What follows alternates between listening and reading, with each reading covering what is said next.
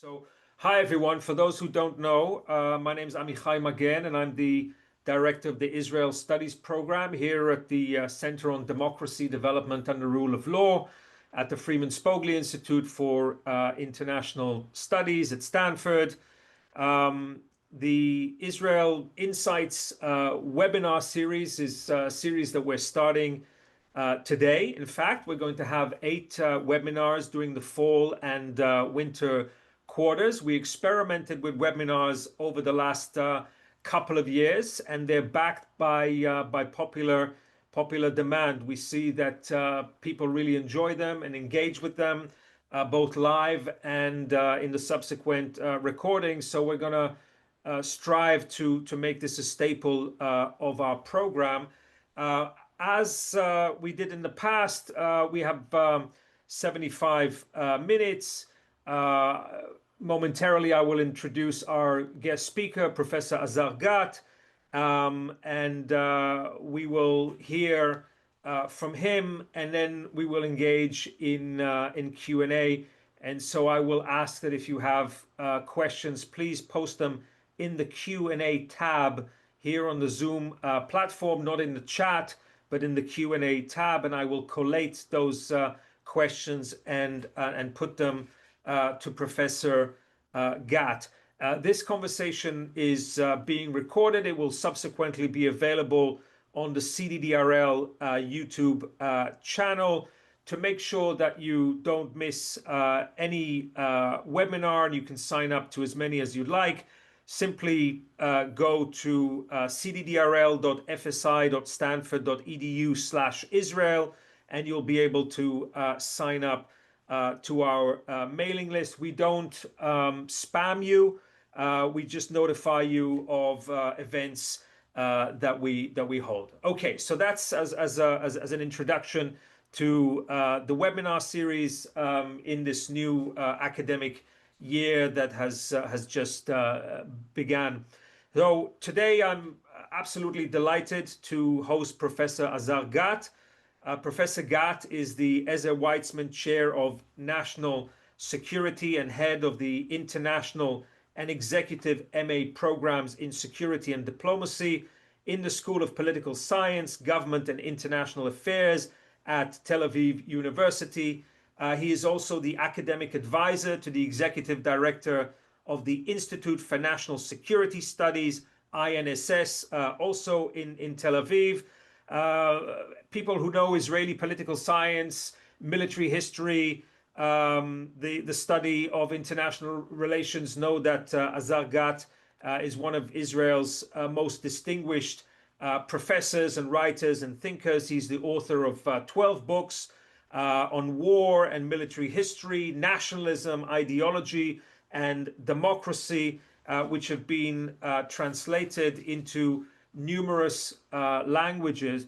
Today we will focus on an essay that Azar published recently and he's written it for INSS, and the title of it is "What is the Problem with the Palestinian Problem?" The essay seeks to understand the intractability of the conflict with the Palestinians. Why have we managed to make great strides in Arab-Israeli peace, but not with the Palestinians? Why have all attempts at a peace settlement failed since the Oslo Accords? And what can be learned from this about the chances of resolving this long-standing conflict? So we will post a link to the full essay in the write-up that we will do after this webinar. We'll be able to share that with you. Azar Gat, welcome. Good to see you. Thank you. Good to be here, and thank you for inviting me. One question: don't I get to see the participants? I mean, on the screen, because I see only you. Yeah, I think in the webinar format that we have with Zoom, once we go over a certain number of participants, we don't get to see the participants. We just get to see each other. But we currently have 55 people online. Okay. Yeah. So Azar, before we dive into the essay, could you share with us your conceptual world and what brought you to this question? You've written a monumental book on war in human history. You've written a monumental book on nationalism. We were just chatting before we started the webinar. While you were here at the Hoover Institution in 2008, 2009, you worked on a book that I think proved to be very prescient, titled Democracy and How It Is Back Then Was Both Victorious and Vulnerable. So you really come at this, armed with a very rich toolkit. Can you tell us a little bit about your work and how you came to focus on this question on the Palestinian problem?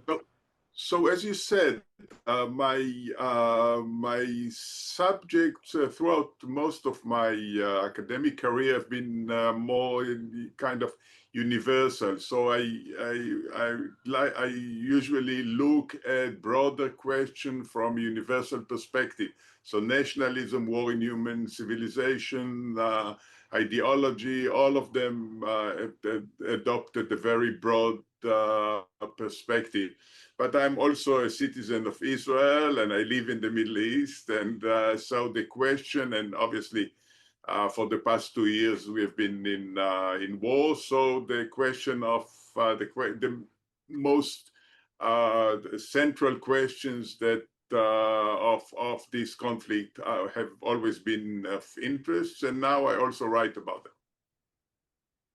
Okay, so let's dive right into it, and I think having kind of read the essay, you really make a particular argument, which I find deeply persuasive, and I think a growing number of Israelis find deeply persuasive, but I think has has not been the main argument for why we have been unable, despite repeated peace processes, to reach a final status agreement, a stable and durable peace with the Palestinians. So the the argument that you make, perhaps you'll elaborate on this, but I think the sort of the argument that you make is that the primary obstacle to achieving a durable peace with the Palestinians, and to being able to both reach an agreement and then implement a two-state solution to the conflict, which on its face seems the most logical, reasonable, just solution to the conflict.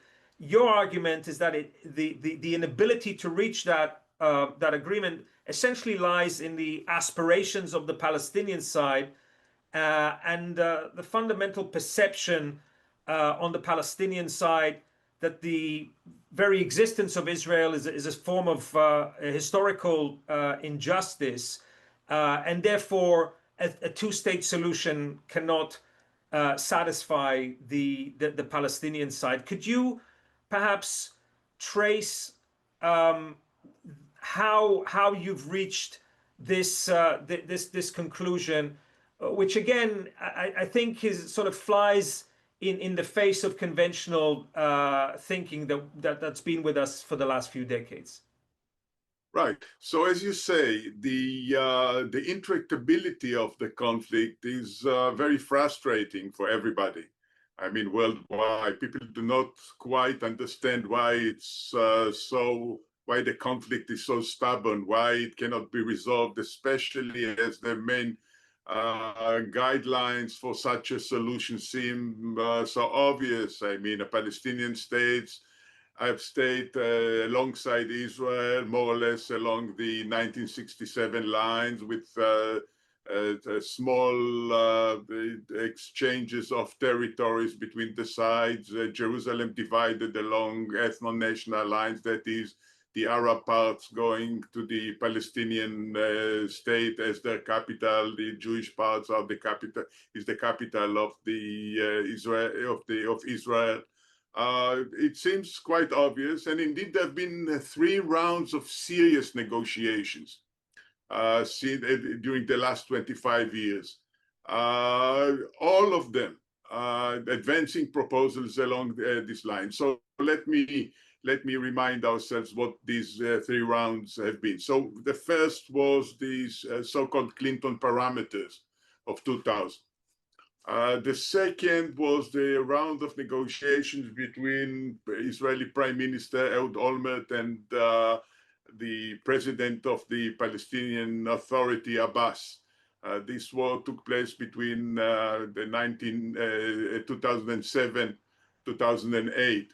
And then there was Secretary of State Kerry's initiative of 2013 and 14, and in all of them, this more or less were the outline for the proposed agreement. And in all of them, the Palestinian side never said yes. Israel said yes, the Palestinians said no. And there have always been explanations, I would say, apologetic explanation of why they walked away. So for 2000, they said Clinton was at the end of his tenure and they couldn't guarantee that the agreement will be respected by successor in 2007-8. The Israeli Prime Minister Olmert was already the lame duck. In 2013, 2014, nobody knows exactly what happened, but the Palestinians never returned.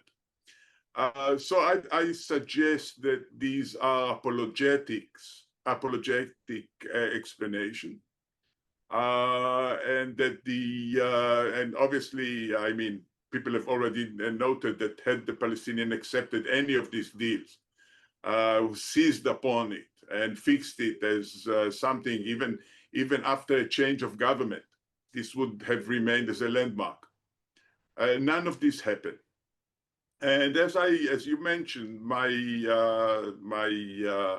I explained this, and I recognize that people around the world do not always get the intricacies of the problem. I'll explain it a little further in a minute.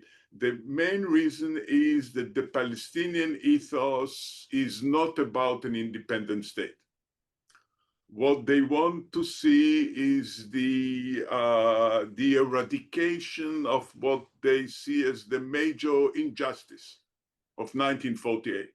Now, the most obvious expression of this is the so-called right of return. That is the Palestinian insistence that in principle, every Palestinian has the right, every refugee, and we are talking here about the children, the grandchildren, and even now the grandchildren of those who left in 1948 should have the right to return to their cities and towns and villages which no longer exist within Israel. The details can be negotiated, but the right cannot be withdrawn.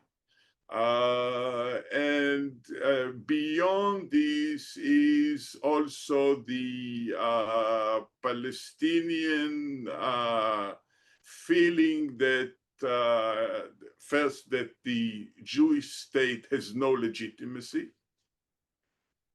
and furthermore, that in the long run, it will not exist. It will cease to exist. It will not be able to survive. We have just had the most recent poll among the Palestinians in the West Bank. And the result is that 50% of them say that Israel has no right to exist and that they don't believe that it will survive in the long term. Now, many find this puzzling, as the perception among people is that Israel is by far the strongest side in this conflict between Israel and the Palestinians. Israel is the Goliath here, and the Palestinians are the David.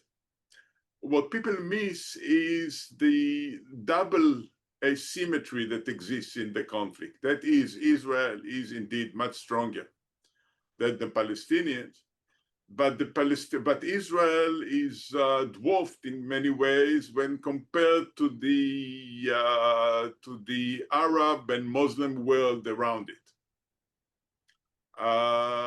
And even if Israel is stronger than its neighbors now, the perception for many years in the Arab world was that the Arab potential is so great that in time this disparity in population size and resources size and all that would tell and would bring about an end to the Jewish state.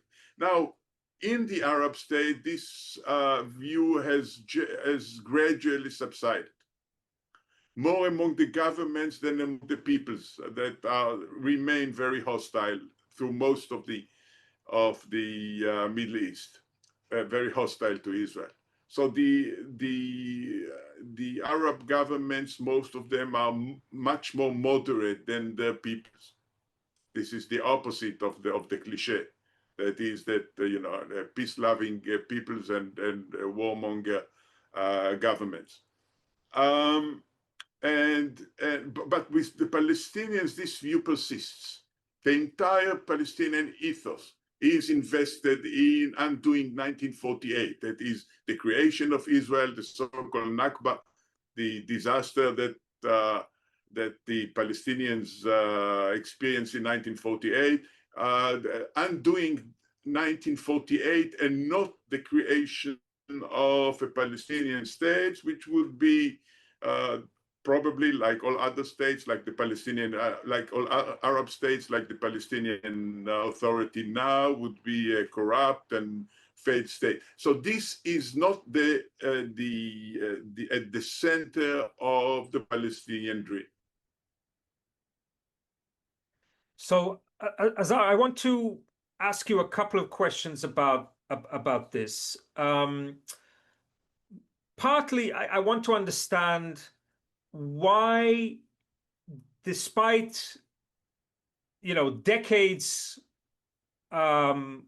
of attempts at negotiation, there is a reluctance to recognize what you have just articulated. I would say on the center left and on the far left, perhaps for different reasons. I think that on the center left, there is still a kind of attachment to the liberal assumptions of the Oslo paradigm and then the Clinton parameters that essentially say, look, the first thing we need to do is sort of end the occupation, provide Palestinians with equality and dignity, and then, we can start working on effective governance and state building, etc. Right? So the argument on the left is end the occupation, dismantle settlements, pull out of the West Bank, and then we can start, working on effective state building on the Palestinian side. So that's sort of one argument that would suggest that you sort of create a Palestinian state, and that will then create the conditions for moving forward towards peace and stability. Okay. On the far left, and this is where I think you see a convergence of interests and a convergence of narratives with radical Islam, is sort of an acceptance of this notion that the very existence of the state of Israel is a cosmic injustice and a humiliation that needs to be undone. Right. So the Islamist narrative is couched, of course, in religious terms. The idea that the whole of the land of Israel is sanctified Islamic land. It's Waqf. And we see this in the declaration and in the Hamas charter, but we also see this narrative come from different radical Islamist movements. in the Western radical left, there is the notion that Jews are white settler colonialists. They're not indigenous to the Middle East. They don't belong in the Middle East. And so there is this kind of injustice of colonialism, and these two things have converged. What do we do about these two narratives? How do we respond to these objections that have been put forward to kind of Israel's very existence? So you mentioned two narratives. The first does not. The first is, I mean, if you refer to the Islamist, so it's not among the Palestinians. It's not only the Islamists. Obviously, the Islamist narrative is more extreme and much more violent. But the official position of the PLO, which has carried out all of the negotiations, all the 3 rounds that I mentioned, is that there is no, and this is expressed by Chairman Abbas, for example. I might point out that he has always been against, I mean, for decades, he thought that the resorting to arms on the part of the Palestinians is a mistake. So he objected to the second Intifada after the collapse of the Oslo Agreement, or which led to the collapse of the Oslo Agreement. And he has been against a return to violence throughout. At the same time, however, he rejects the view that there is a Jewish people. He rejects the view that those Jews who feel that they want self-determination are entitled to self-determination. And he was never willing to give up on the so-called right of return. So we are not talking about just Islamist extremism, but we are talking also about the official position of the PLO. I don't know how many of the listeners or viewers are familiar with the Memory news service, which translates widely from voices throughout the Middle East, and you can see this immediately if you read the various expressions voiced by principal members of the Palestinian Authority and the PLO. So the problem is not just extreme Islamists, but also the Palestinian Authority, the PLO. I hesitate to call them mainstream, but they are mainstream in the same way that Hamas is mainstream. These are the two mainstreams in Palestinian society, and both they differ in terms of their militancy, but not in terms of their ideological assumptions. So this in relation to your first view. The second view is that Israel, and this is a view current in the West, that Israel is a colonialist project, that there has no existence, should not exist in the Middle East. I don't know how much time we have to deal with it. It's part of a broader view regarding the West and the rest. I wrote a chapter on this in Ideological Fixation. The view in the West was that first of all, that the West has wronged the rest of the world throughout, that it humiliated them, that it inflicted on them a great harm, that that this view has gained dominance in especially in Western academia. I think that the opposite is true. The West is the first that during the democratic West, the people conflate democracy, the West. The democracies in the West were the first to reject imperialism. All the anti-colonial movements among the rest actually took a leaf from the human rights and self-determination principles which developed in the West. The entire world has always seen ruthless imperialism throughout. So the whole concept of anti-imperialism and self-determination is a Western concept, which has been, as I said, taken up by the rest of the world, and good that it has.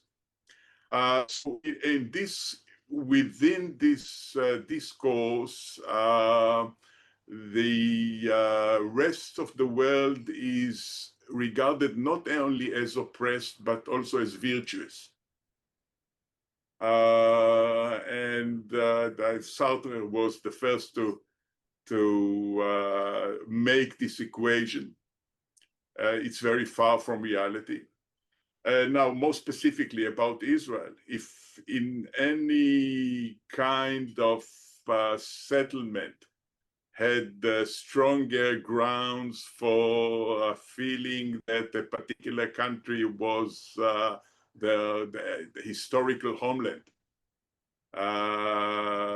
If we think about Western settlement anywhere, so I would suggest that the Jews' historical connection to Palestine, to the land of Israel, was the strongest.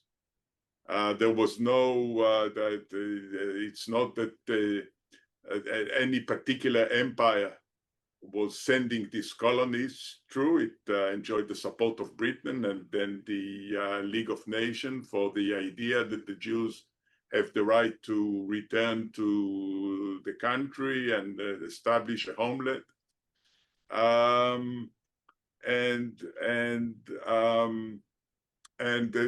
On top of that, or behind that, was also the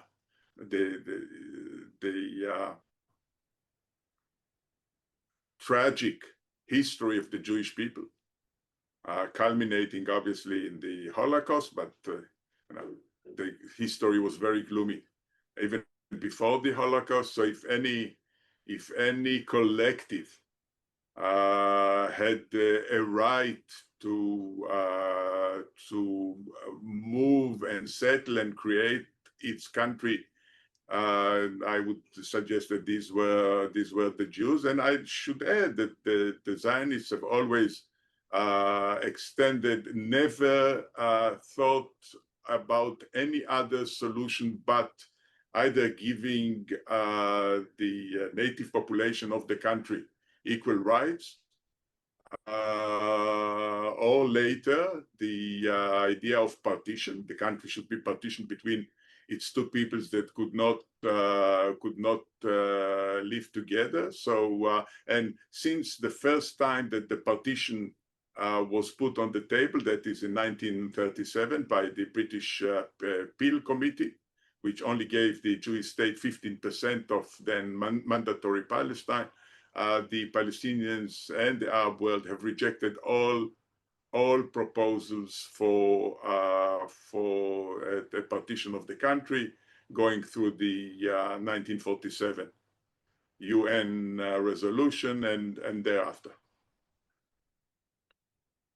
Azar, I'm struck by this dissonance that exists even in the democratic liberal camp. I'm putting aside radical Islamists, and I take your point that when it comes to this question of the legitimacy of Israel there are some nuanced differences between Hamas and Fatah, but this is really the dominant ethos and political culture of tragically of Palestinian society, with very few exceptions. So, given that is the reality, and that has really been the reality, and we've seen this through the textbooks of the Palestinian Authority.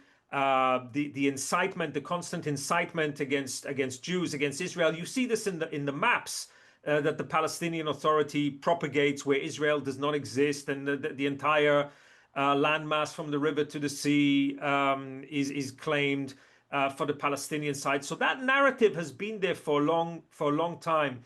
Why have Western audiences, even sort of well-meaning Western audiences that are genuinely interested in a durable, viable two-state solutions, why has there been this reluctance to ignore that, and to sort of oversee it? And I will sharpen the point, because I'm always struck by the contrast adopted by European diplomacy towards the Balkans, Bosnia Herzegovina, and post Yugoslavia space, compared to the Palestinian context.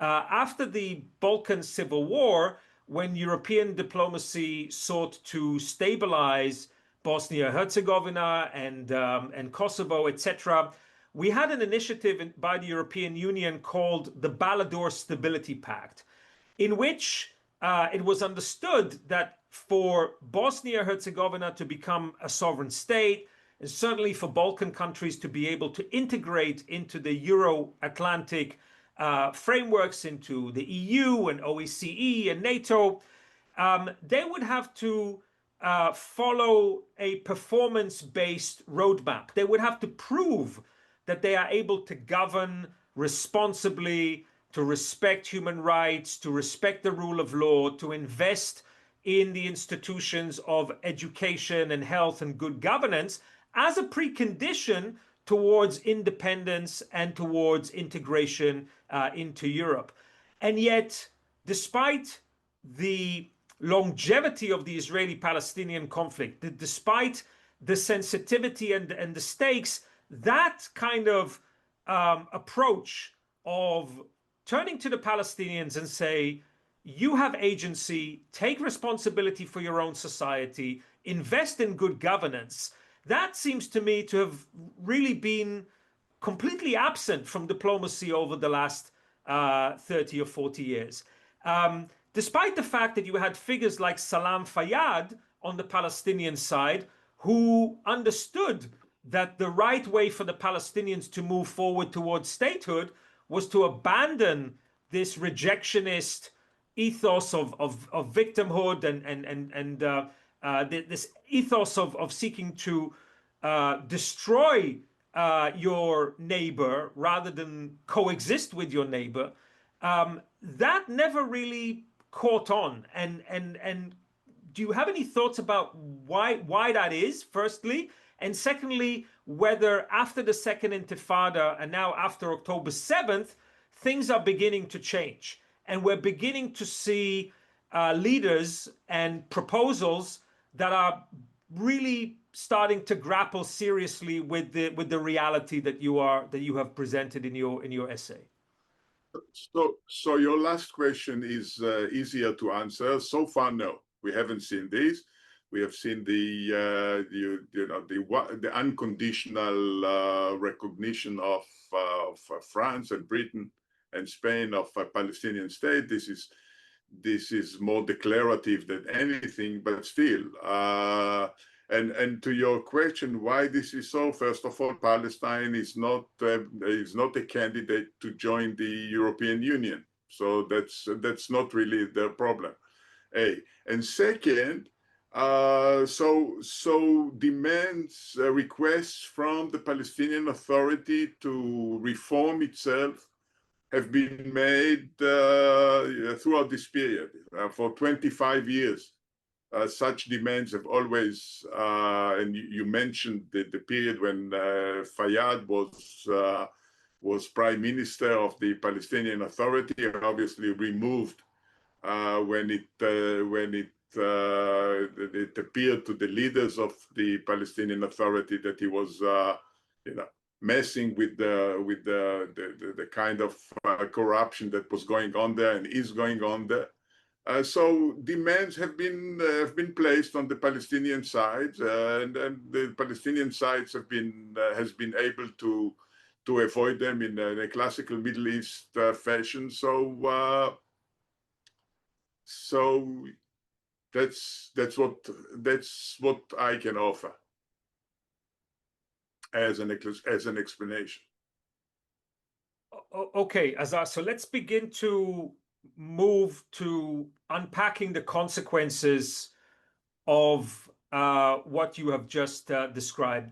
I mean, in your essay, in the latter part of your essay, you discuss what are the repercussions of this for the future of Palestinian politics, for the future of Israeli politics. I think one of the great missing aspects of this conversation is what does the realization that you've just articulated do internally to Israeli public opinion and to Israeli politics. So let's begin with understanding the consequences of your insight for Palestinian politics and for Israeli politics, and then let's think about, well, where do we go from here? What is to be done? All right. So let me now talk about the Israeli side, because, as you said, the consequences of the fundamental situation which I've described on the Israeli side, in the Israeli sides, have been very damaging. Also, that is the possibility of a final settlement seems more and more remote. Also after, even more so after October 7th, 2023. As this happens, and so as long as there is no agreement, what we are seeing is the default expansion of Israeli settlements at the depth of the West Bank, in the depths of the West Bank. And this default process takes place partly on the initiatives of the settlers themselves, and partly by the government initiative. And what this means is that the ability to create two separate states becomes more and more difficult, which with each year that passes. Now, let me now turn to what the Israeli right believes the decision should be. So let me start with the extreme right. It's now represented in the government, in the coalition, and their belief the parties are not large, but in the current coalition, they are very vocal, and obviously what they state resonates around the world, also very damaging. So their view is that Israeli repression of the Palestinians should be harsher, and that Israel should ultimately aim for a transfer of the Palestinian population from the West Bank. And I must say that Trump's vision of removing the population of Gaza from Gaza, even though it has the same chances of being fulfilled as his statements regarding Canada becoming part of the United States have been very damaging in the sense that to the extreme right in Israel, they've been accepted as the fulfillment of their dreams. So this is the extreme right. Now, mainstream right, that is the Likud party and so forth, they generally believe that Israel should take hold of about 70% of the West Bank, which is very sparsely populated by Palestinians, and leaving the remaining 30% or so, so-called areas A and B, populated by the Palestinian under the Palestinian Authority. And they also believe that Israel should encourage voluntary emigration of Palestinians from the West Bank. Now,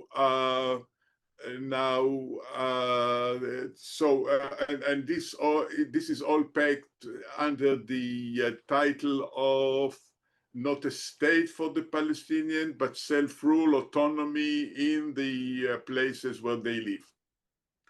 Now, people in the right do not realize that the concept of autonomy means autonomy within a state. That is, every autonomy in the world is an autonomy within some state. That is, they are citizens of that state, which have full citizenship. And in addition to that, they have the right to manage their own affairs. So there is a kind of autonomy to the Scots within the United Kingdom. But they are full citizens of the United Kingdom. Even Putin, who annexed part of the Ukraine, did not dream of not giving the population in these annexed areas the Russian citizenship. Now, Menachem Begin, the Israeli prime minister, who first suggested the autonomy plan in the late 70s and early 80s, did not dream of not giving the Palestinians who wanted this an Israeli citizenship. Obviously, he was very naive. He believed that very few would choose this. But the reality is that they are very likely to choose Israeli citizenship if offered. It's now not on the offer in the eyes of the Israeli right. So this is the current view within mainstream right wing in Israel. That is autonomy to the Palestinians within their pockets of population within the West Bank. The rest, more or less, are either formally annexed or remaining in Israeli hands. There have been other proposals. One of them is kind of a confederation between Israel and the Palestinian state, and maybe also Jordan. Now, this appeals both to the right, left, and to the right wing and to the left wing. To the left, it appeals because it promises some kind of equal rights and the freedom of movement, perhaps, within this joint polity or confederation. For the right, it seems as a convenient means for allowing Jews to settle in the West Bank, to maintain the dream of greater Israel without reconciling it with kind of Palestinian Authority. The thing is, obviously, the concept of confederation is vague in terms of its meaning, but it's very difficult to talk about a confederation without the right to move to cross borders and to live in the various parts of the Confederation. I'm not familiar with any bodies that can be called the Confederation in which such a right does not exist. And it's pretty obvious where the direction of the population movement would be. It would be like anywhere where there are borders between the developed and the undeveloped world. That is, there will be a massive movement of Arab population, both from the Palestinian state and from the entire Middle East into Israel. And they'll settle there, and obviously over time they'll put pressure on the citizenship. That's only a natural development. Another option that is mentioned is a Palestinian-Jordanian confederation, and this actually was for very long the official position of the Israeli center, the center-left, the Labour government's coalition that ruled the country, and then it remained even after they lost. Remained their program for many decades later.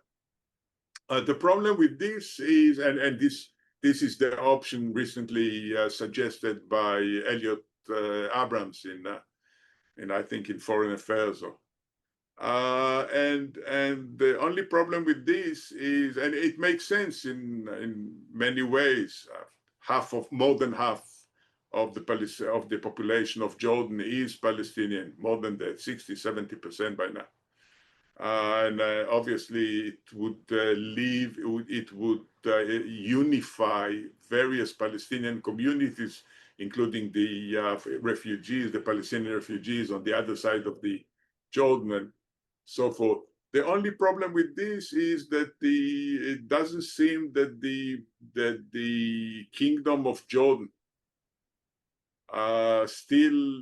is still interested in such a solution, which inevitably over time would mean the end of the Hashemite kingdom in terms of its current character. It's not only the ruling house and the entire state apparatus around it, but also the non-Palestinian population of Jordan who wouldn't want to see themselves they live within a larger Palestinian state. So Jordan is not, I believe, is no longer in the game. So here is where we stand. That obviously it creates a lot of cognitive tension. It's very frustrating, but I don't see at the moment, I don't see a way out. Ultimately, what we should see is a Palestinian state with some limitation on its sovereignty. But here again, remember that, for example, the concept of demilitarization no longer means what it used to mean. In the past, it meant that the country would not possess aircraft and tanks and heavy artillery and all what used to be thought of as the means of military power. But this is no longer the case. Now it's missiles and rockets and tunnels and given a hostile regime in the Palestinian states, in the West Bank, which is really the heart of the country. No need to mention here again that the distance between the West Bank and the sea is Israel narrow waist is between 15 and 25 kilometers. Israel's population center, in the centers in Jerusalem, in Greater Tel Aviv, in Haifa, are all within a rocket. The simplest rockets can reach there, and so even the concept of demilitarization no longer means what it meant in the past. This is structurally so complicated and so frustrating, because when you understand the realities on the ground, when you understand how intimate this territory is, and how fragile the Hashemite kingdom of Jordan is, how fragile Egypt is. It just becomes incredibly frustrating. I'm thinking about a line that my friend Yossi Klein Halevi likes to say, that helps, I think, explain the stakes here. And Yossi likes to say that a Palestinian state is both an existential necessity for Israel and an existential threat. It's both, Exactly. right? We Sure. need to find a way to disengage from the Palestinians because we don't want to govern another people. We don't want to occupy another people. We don't want to oppress another people. We want our neighbors to live in dignity and freedom. And yet, as long as this ethos persists, that it's not about 1967, it's about 1948, then any territory that you vacate and you hand over to the other side is used as the launching pad for the next phase of attack. And I think Precisely. that part of the reason why this has become so politically difficult in Israel, and this has not always been very politically difficult in Israel. Israelis have in the past elected governments who promised to make peace with the Palestinians because they believed that this was realistic. This is why Yitzhak Rabin defeated Shamir in 1992. This is why Ehud Barak defeated Netanyahu in 1999, because those were periods of time when the Israeli public saw that it was able to take a realistic shot at peace. But after the experience of disengagement from Gaza, many Israelis look at what happened in Gaza and say, well, for all intents and purposes, there was a Palestinian state there from 2005. Israel removed every last settlement, it removed every last soldier. Billions of dollars in aid went into Gaza, and what did we get in return? We got a total war machine where all these resources were plowed not into the betterment of the Palestinians in terms of education and health and infrastructure, but into building an unprecedented infrastructure of war and terrorism. And so the fear in Israel is that if we try to repeat this in the West Bank, as you say, Azar, we will just have a sort of a Gaza situation tenfold within a very, very short period of time.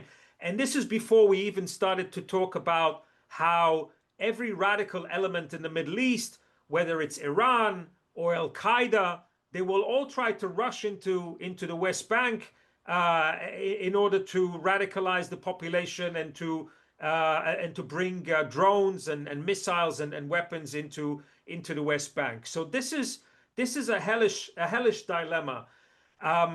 Before turning to the questions that we have, though, I want to talk a little bit about whether you see that there are new opportunities now created by the Trump plan and the desire to, I think for the very first time, and I see this as a very positive development, make this conflict not just an Israeli problem, but a regional problem, and bring in other stakeholders, first and foremost, Jordan and Egypt, that I think have an equally existential interest in stability in this part of the world because of the geography. But also, post the Abraham Accords, we have actors from the UAE and Bahrain, but also perhaps Saudi Arabia, perhaps Indonesia, Azerbaijan, and others. I'll put Turkey and Qatar in a different category here, and maybe you can comment on that. But we have pragmatic Sunni Arab countries that, unlike in the 1990s, seem to be prepared to want to play a role and perhaps have a strong interest in the stabilization and de-radicalization of the Palestinian arena. Do you see any new opportunities here? So let's broaden our perspective a little and say that indeed it's for the first time in the history of the Arab Middle East that we see the growth of successful modernization. We have never had this. The Middle East has experienced many false dawns, most notably those of pan-Arabism led by Nasser and Arab socialism. All of them failed. So the Middle East is one of the few remaining regions in the world that have failed to embark on the road to modernization. And it means that most of these countries are very poor, and social and cultural precepts, remain as they used to. Now we see the beginning of very successful modernization. First, particularly in the resource-rich countries, the Gulf principalities, the Emirates, and Saudi Arabia, as you said. Now, with Saudi Arabia, there are still huge obstacles, both cultural and social, to the project, pursued very, very energetically by the Crown Prince. So the jury is still out, but the trend is nonetheless very strong. And they are talking the modern language of economic prosperity, cooperation, growth, and so forth. To the extent that this trend reaches the core Arab countries, and we are not there yet, this might have a long-range effect, beneficial effect on the chances of peace. The Palestinians are certainly not there yet. Whether or not they can be pushed in that direction, very difficult to say. No sign of this yet. As I said, Jordan and Egypt are both engulfed in their own problems. Egypt is bankrupt. The population, the regime has to maneuver very carefully vis-a-vis its domestic public opinion. Jordan is also weak and fraught with problems. The other countries, as you said, we already discussed. There are also the other side, that is Qatar and Turkey, who are very pro-Islamist, Islamic Brotherhood, and their presence in Gaza should be resisted by Israel, and involvement in the negotiation as it's a double-edged sword here. I mean, they did assist in reaching the agreement, but they have their own goals, their own ambitions, and are very hostile to Israel. So one should remain constructive. One should look for opportunities to move things forward, but this should be tempered by very strong realism.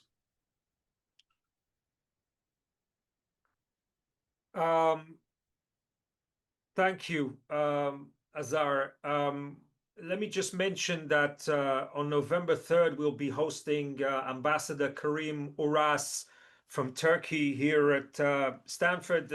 Stanford students and faculty who want to attend that meeting in person are invited to register. You can find all the information on the Israel Studies program website. People who are off campus, you'll be able to join via Zoom if you want. So that conversation will focus on Turkey, Syria, Israel, and then Turkey's ambitions and roles in Gaza as well. So this is an opportunity to let you know about that. you know, we always look for the silver lining and for opportunities to navigate towards greater stability and peace. That's become, I think, very difficult since the Second Intifada, and in particular after October 7th. But I agree with you, Azar, that in some respects, things in the 90s looked much better than they actually were, and things today might actually be strategically better than we suspect after this long and ugly war of the last 2 years. And we're going to have to watch very, very carefully the interests and the maneuvering of these different regional actors, and they're proliferating. Who would have thought that there would be serious discussions of, if not a peace deal, then at least a security agreement between Syria and Israel? Who would have thought 6 months ago that Lebanese leaders would be talking about the real possibility of disarming Hezbollah and moving towards some kind of coexistence with Israel? Who would have imagined that the president of Indonesia would greet the public in Israel for Rosh Hashanah and say that Indonesia is seriously interested in moving towards recognition of Israel and normalization with Israel? So things are very fluid, and they're moving. They're moving very All fast. true. Yeah, all true. I should only add that I wouldn't hold my breath with respect to the demilitarization of Hezbollah. I agree that it's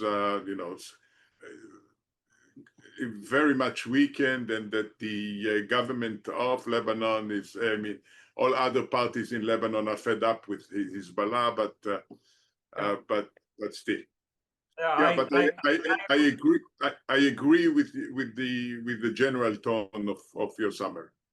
Yeah, I agree. I mean, I think that we both agree that the Middle East continues to throw us surprises, and occasionally, mostly not such great surprises, but occasionally we are pleasantly surprised. And I am encouraged by the fact that I think today, both in Israel and the United States, and I believe in Saudi Arabia and the UAE, there is an awareness of the fundamental problem that you, Azara, have identified in terms of the Palestinian ethos, and an understanding that it will be impossible to move forward and to provide a better future for Palestinians without confronting that rejectionist ethos. And so, at the very least, for the very first time, we're hearing serious people make serious statements about the need for not only demilitarization, but also de-radicalization. Now, that's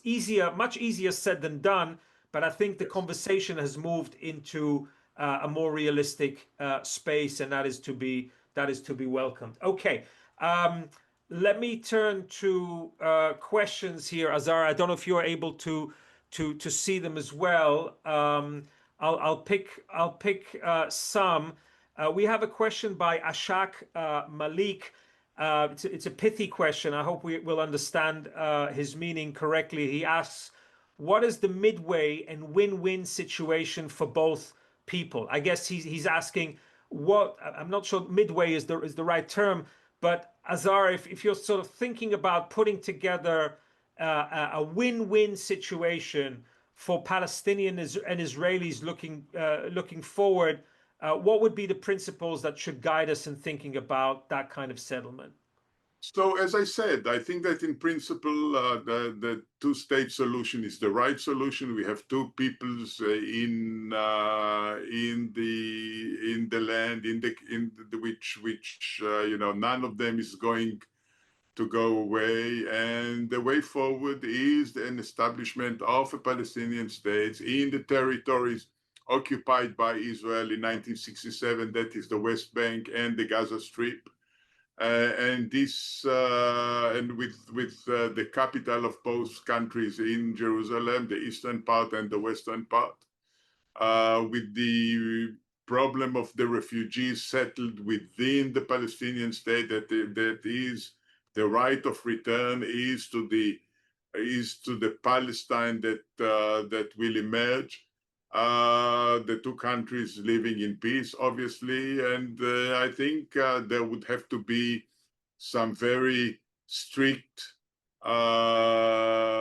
limitations on in terms of security, tangible security guarantees on the ground for Israel. So demilitarization, we said how problematic this, largely meaningless this concept has become. But this is the spirit of what we need to we need to seek. Yeah, the point you make about demilitarization, Azar, as a scholar of military history and war, and the point that you make about the proliferation of technologies, drone technology, missile technology, tunnel technology, is I think a really important one. And to me it suggests that when we come to think about security in the West Bank and Gaza, we need to think about this in 21st century terms and not in terms in 1990s terms. And that I think necessitates a level of state capacity and a level of governance competence which would be higher today than what we would have envisaged even in the 1990s. I thought that was a really fascinating aspect of your essay. So I have a question here from Laurie Holtzberg that relates to the accusation of genocide. I don't know, Azar, if you want to, if you feel, competent to wade into this swamp, which is essentially kind of it should be a legal discussion, right? An international legal discussion. But of course, the language of ethnic cleansing, genocide is also very emotive and very normative. I think it plays a huge role in the information warfare that is a central part, and the political warfare and what we call the lawfare, the use of non-kinetic tools and weapons to try to isolate and weaken and slander Israel. But do you want to comment on where do you see the use of those kind of terms in the conflict? So look, it's as you said, it touches on so many issues. If after 2 years of war, the Israeli military has killed an estimated 65,000, out of which more than 20,000 are Hamas warriors. That is a ratio of between 1 warrior to 1.5 or 2 civilians, much better than any achieved by any military, including the democracy, the Americans, the British in Iraq, in Afghanistan. If after 2 years, the Israeli military killed 65,000 people in Gaza, again, more than a third of them Hamas militants, it reflects very poorly on its ability to carry out genocide. This is not how genocides are being carried out. On the contrary, what the Israeli did, opposed by a situation like no other, that is Hamas digging itself into civilian population in a system of tunnels that extends to estimated to extend to 500 to 600 kilometers, mostly in urban areas, taking cover behind civilian population. There's been nothing like this in world history, and furthermore, using this infrastructure to launch rockets at Israeli civilian population. So under these conditions, Israel asked for the population to move away from what was inevitably a war zone, allowed people to leave, encourage them to leave, open the road. So to describe this as genocide is a travesty of the concept. Last question, Azar, before we wrap up. There's a question here from Sheila Zellinger that has to do with the ideology of the Palestinians or Palestinianism, and whether that ideology poses a threat to Israel alone, or whether you see that ideology seeping in to other societies and representing a broader threat to the values of the West, particularly Europe, perhaps Canada, Australia. We've seen this cause morphing and becoming a sort of a lightning rod for all sorts of groups and all sorts of movements. Do you have any thoughts about that? So the question answers itself. Who is now blind to the danger that militant Islam poses, especially in Europe. The European countries allow immigrants in good faith and are now faced with a situation that has become more and more alarming. And we see this in the kind of political backlash that we are witnessing within the various European countries. So yes, this militant Islam is becoming a danger far beyond the borders of the Middle East, and I think that these events are unfolding, and this is not the end.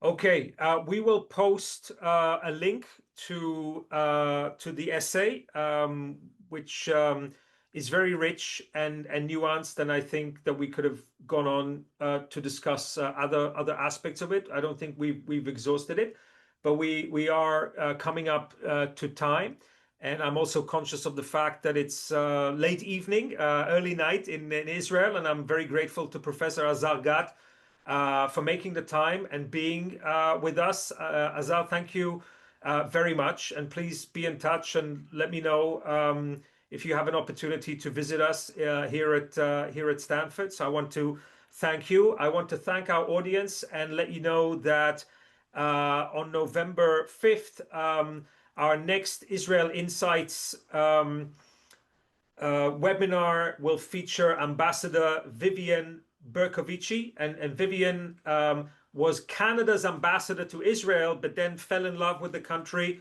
made Aliyah, and is today a commentator and podcaster in Israel. She's been doing amazing journalistic work, particularly over the last 2 years. So please join us for that. And with that, Professor Azar Gat, everybody, thank you very much for joining us. Thank you.